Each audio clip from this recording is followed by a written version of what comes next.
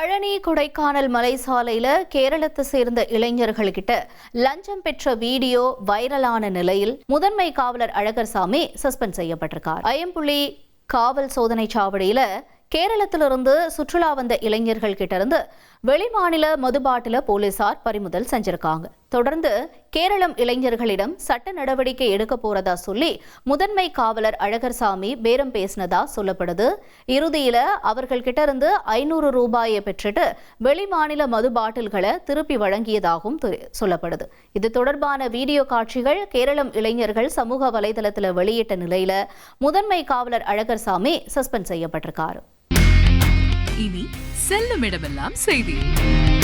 தந்தி டிவியின் வாட்ஸ்அப் சேனலை ஃபாலோ பண்ணினா செல்ல இருக்கும் இடமெல்லாம் செய்தி.